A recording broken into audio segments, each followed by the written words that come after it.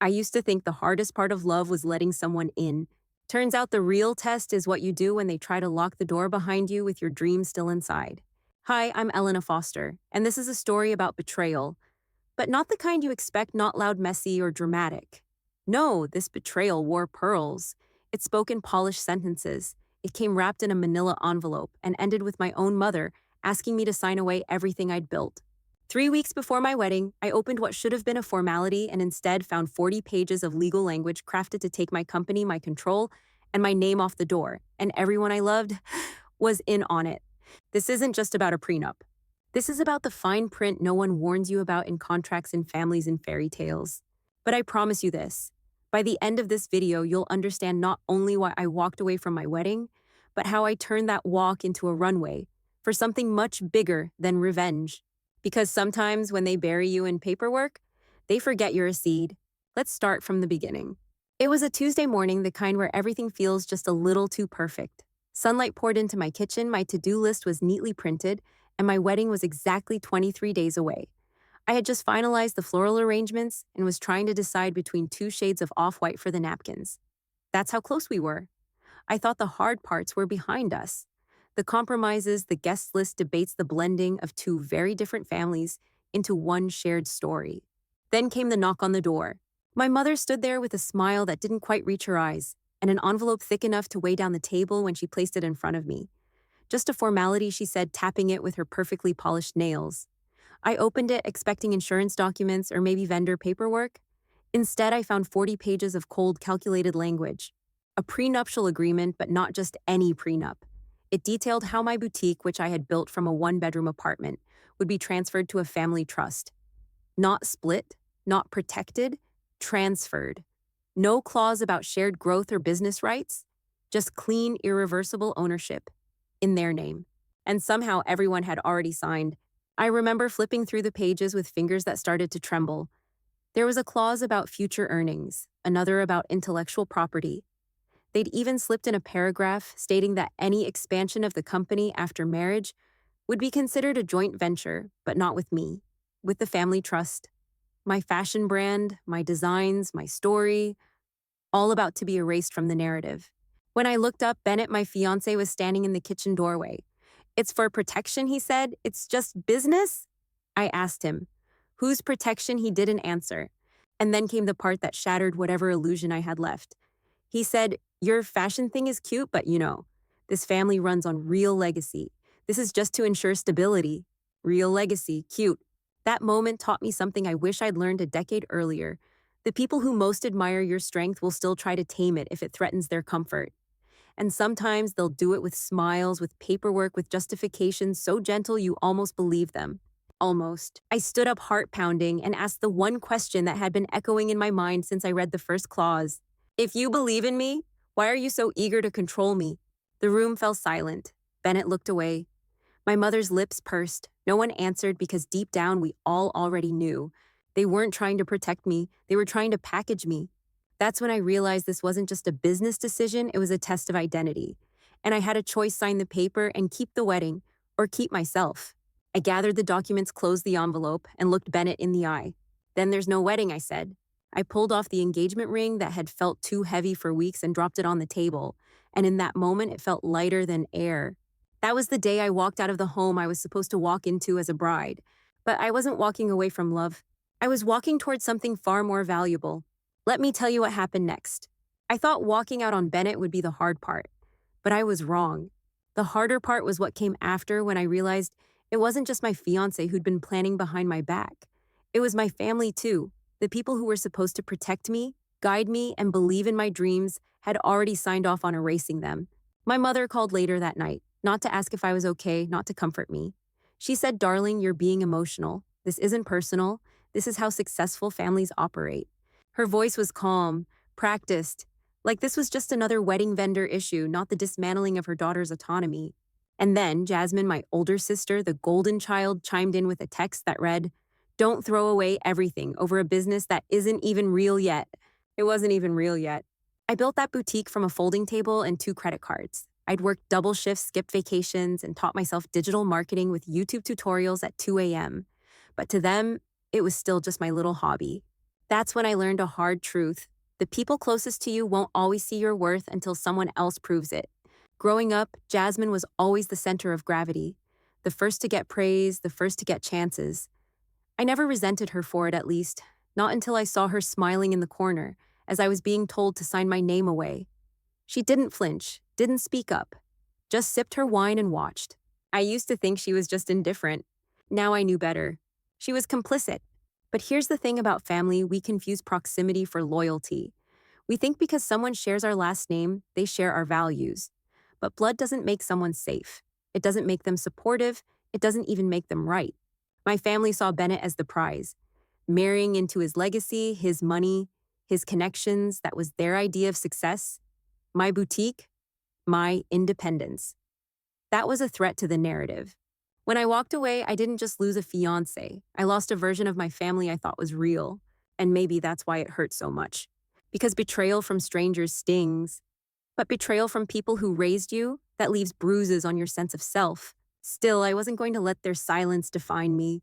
If they wouldn't stand with me, I would learn to stand without them. And the first step was starting over completely. Let me tell you where I went next. The apartment was tiny, the kind of place where your closet is also your hallway, and your oven door bangs into the fridge if you're not careful.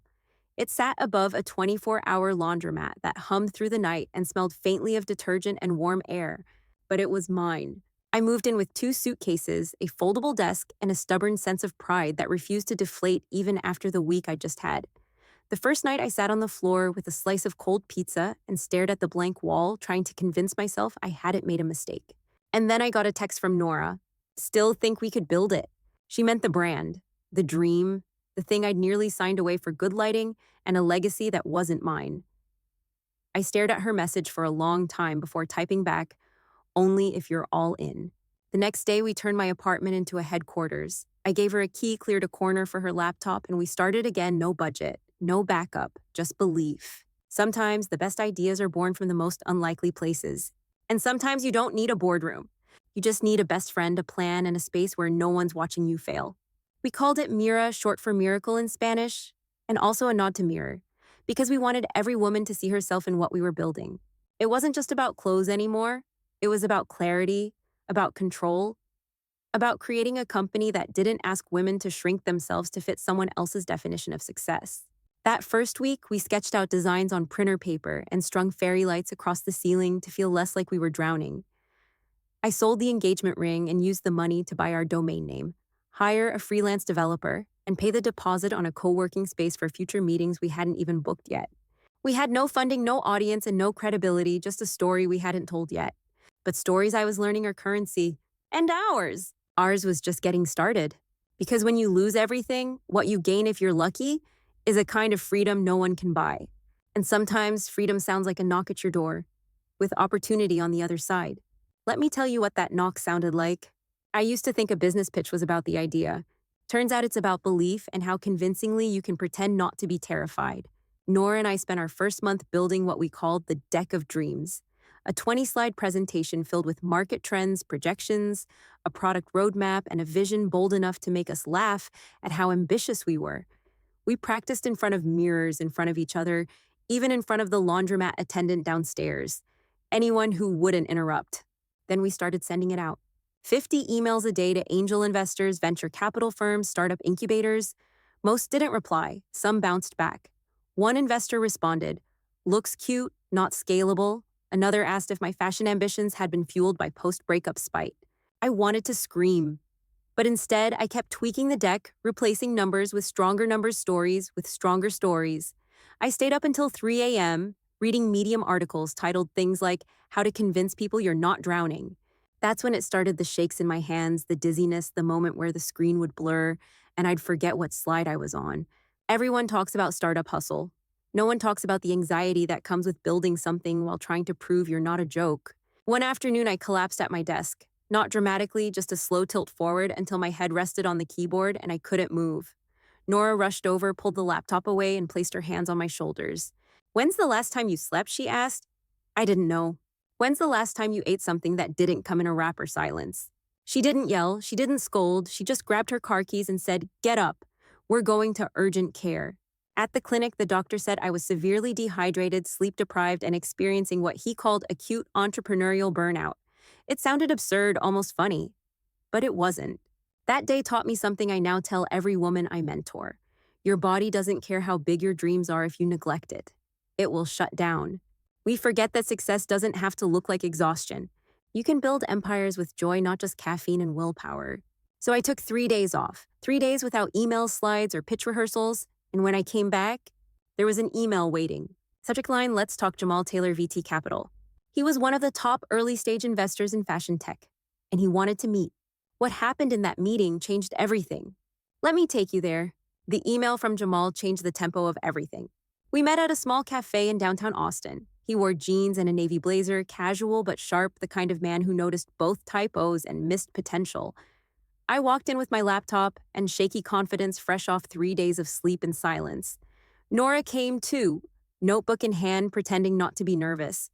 We weren't just pitching a brand. We were pitching a comeback from heartbreak, from betrayal, from being told we were cute, but not serious. Halfway through our presentation, Jamal stopped me. Why are you really doing this? He asked. I hesitated, then told him the truth about the prenup, about the family trust, about how they tried to fold me into their empire like a pretty accessory. I'm building Mira because they tried to erase me, I said. And I need to prove I was never the small one in the room. He leaned back and nodded. Good, now show me you can scale. He gave us 90 days, one condition, no drama, no distractions. Which is why 2 weeks later, when I saw the headline, Power Couple Launches Futuristic Fashion Brand, my hands shook. There was Bennett, smiling, next to my sister Jasmine. At the same cafe where I pitched Mira, I clicked the article open. Their brand was called Voyeur. The mission statement nearly identical to ours. Their product roadmap suspiciously similar. And the features they bragged about, AI styling virtual fitting rooms, body diversity, were lifted straight from a draft deck I had once shown Bennett. Back when I trusted him, I felt like I'd been punched. They hadn't just moved on, they'd stolen the blueprint. At first, I questioned myself. Was it coincidence? Could they have come up with this on their own? But deep down, I knew. And an hour later, the confirmation came in a DM from someone I didn't know. Hey, not sure if this is any of my business, but I worked on the branding mock-ups for Voyeur. The references we were given still had your watermark on them. Attached was a screenshot, my old logo concept, my font palette, my words. It wasn't paranoia, it was theft. There's a kind of anger that doesn't explode. It settles into your bones and builds a quiet fire. I didn't scream. I got organized. Nora and I created a folder labeled Evidence, internal use only. We gathered emails, drafts, even the document properties that listed me as the original author. Everything I'd ever shared with Bennett during our engagement now turned against me. But here's the thing about giving away your trust. You don't get it back, but you can reclaim your power. And that's exactly what I planned to do, because they took the idea. But I still had the proof, and soon I'd have the court to back me up. Let me show you what happened when we went to war.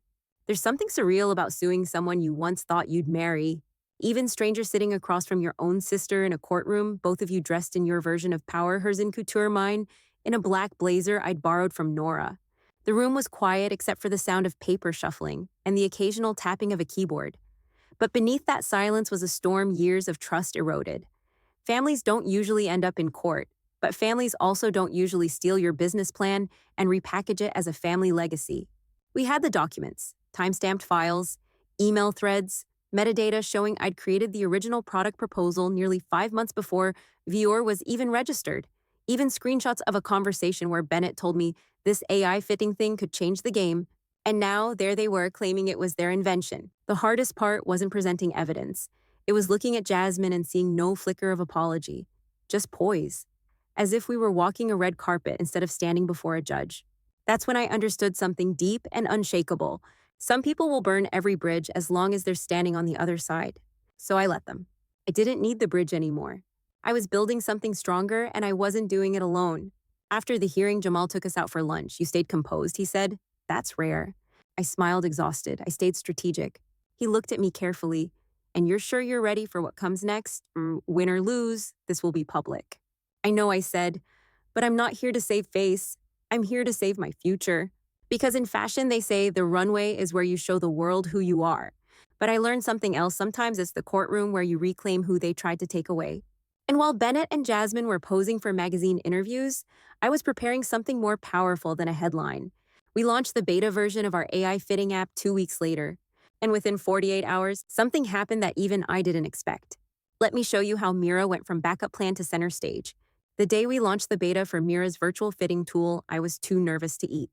We didn't have a massive ad budget. There were no celebrity endorsements or flashy Fashion Week unveilings. Just a website, an app, and a mailing list of people who'd followed our story, mostly women, mostly curious, and many of them quietly rooting for us. We had created something personal and experience where shoppers could upload a photo, enter their measurements, and see how a dress would drape across their unique body. Not a generic size chart, not a mannequin version. The future of fit was individual.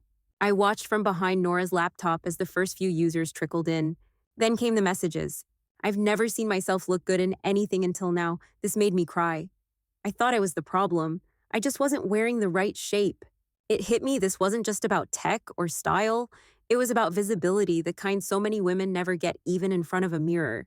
By the end of the day, our servers nearly crashed from demand. No fancy packaging, no red ribbon launch, just a quiet revolution. The kind you feel when people finally see themselves and you clearly. In a weak fashion, bloggers picked it up. In 2, we were on a list of top 10 startups changing retail. Not bad for a business built over laundry cycles and late-night ramen. But as Mira soared, so did the noise. Veer in a panic suddenly moved up their launch date. They started sending influencers press boxes offering discounts that undercut ours. I saw their tech demo online, glitchy, generic, barely responsive. Still, I knew they had something we didn't: legacy names, money, press contacts, and well, my sister and ex-fiancé grinning on magazine covers like they'd built it all from scratch. But they didn't have our users. They didn't have our connection. And they didn't have our pace because we weren't reacting anymore. We were leading. Here's what I've learned. The future doesn't come in a gift box. No one hands it to you. You build it pixel by pixel, promise by promise, person by person. And sometimes the most powerful disruptors are the women they once tried to silence. But if you thought Mira had made its statement, wait until you see what happened when we went viral for all the right and wrong reasons. Let me take you there. They went viral overnight. A behind-the-scenes video from Veer's Fashion Week pop-up, Jasmine strutting through a marble hallway, Bennett smiling beside her, both of them surrounded by influencers holding glasses of champagne and monogrammed gift bags. The caption read, "Revolutionizing fashion one woman at a time." I watched the clip in silence, Nora sitting beside me with a spoonful of cereal frozen midair. The video hit 1 million views in 2 days. Suddenly, they were everywhere: news sites, podcasts, even a segment on morning TV. But beneath the polish, I saw the cracks. People were confused. What exactly is Veer selling? Why is their app so buggy? Where are the size-inclusive models they promised? Meanwhile, we didn't go viral, we went global. Thanks to a campaign idea Nora pitched over coffee one morning, Mirror Me. We sent a simple prompt to our email list. Try our AI tool, post your virtual fitting result, and tag us to get 20% off. No ad spend. No celebrity shoutouts. Within a week, thousands of women posted their images. Real bodies, real shapes, real reactions. From Texas to Toronto to Tokyo, the algorithm held up. The designs looked great. The comments better than any press we could have bought. They chased buzz. We built trust. One of the posts went particularly viral. A woman named Angela, mid-40s cancer survivor, posted a video of herself trying on a virtual dress, tears in her eyes. "First time I've liked what I saw in years," she said. We cried watching it, then CNN called, then Harper's Bazaar. Then an investor from London who had previously ghosted us emailed to reconnect. It wasn't just exposure, it was momentum. But when Jasmine saw our numbers, our trending hashtag, our customer testimonials, she lost it. We got screenshots from influencers, angry messages from her, claims that we were manipulating the market and weaponizing womanhood. One even showed her ranting during a live stream, blaming a certain someone for stealing attention. I didn't respond.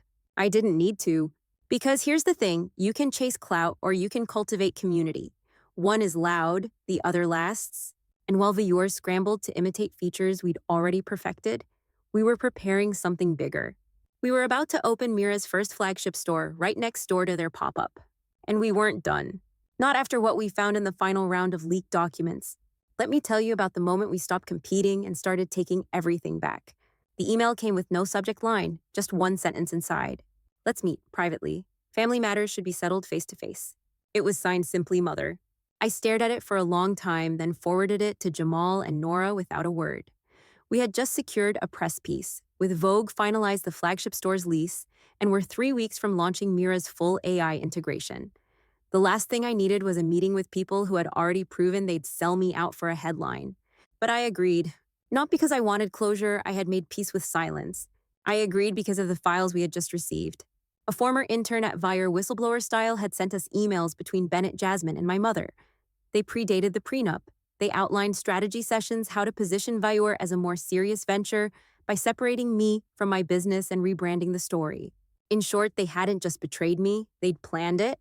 So I walked into that boardroom in a tailored navy suit, the same one they once told me was too ambitious for a family brunch, and brought a folder labeled Truth. They were all there. Jasmine, arms crossed, Bennett trying to look calm, and my mother, hands clasped like we were about to pray instead of litigate. "This isn't necessary," she began. "You're right," I said, "but it's overdue." I placed the documents on the table, page after page of proof. Email threads, message logs, lawyer drafts, even mock-ups of Veer's earliest pitch annotated with my notes from 6 months prior. They sat in silence. "You didn't just steal my idea," I said quietly. "You sold it as your own and called it family legacy."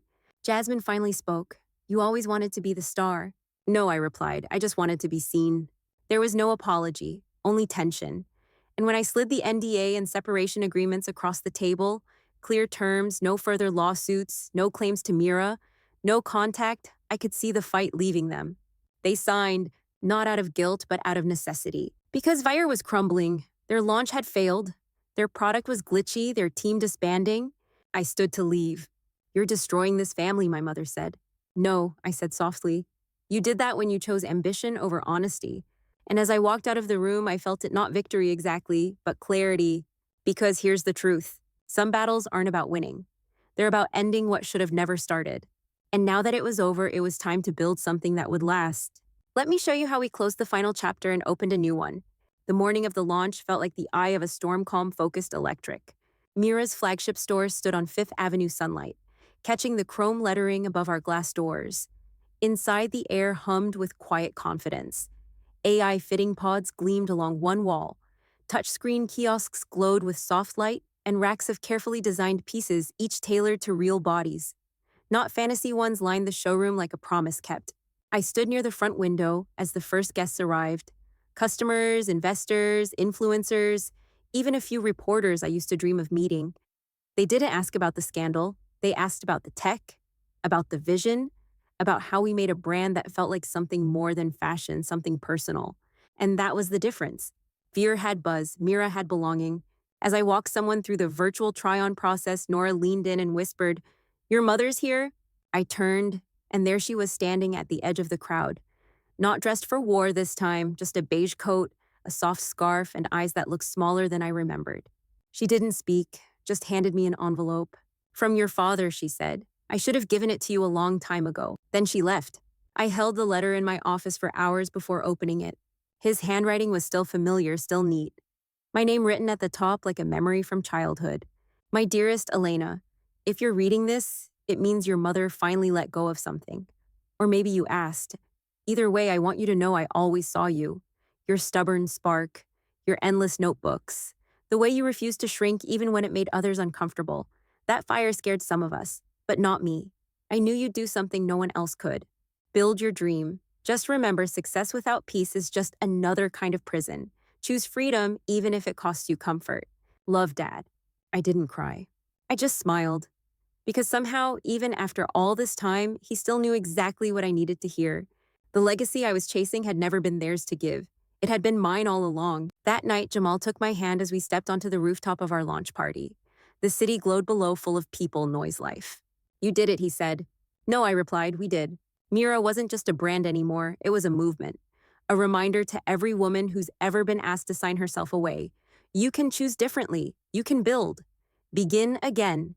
Even after betrayal, even after heartbreak. Especially after heartbreak. Because they tried to bury me, but they forgot I was a seed. And from that seed came more than success. It grew peace. And that was the real legacy.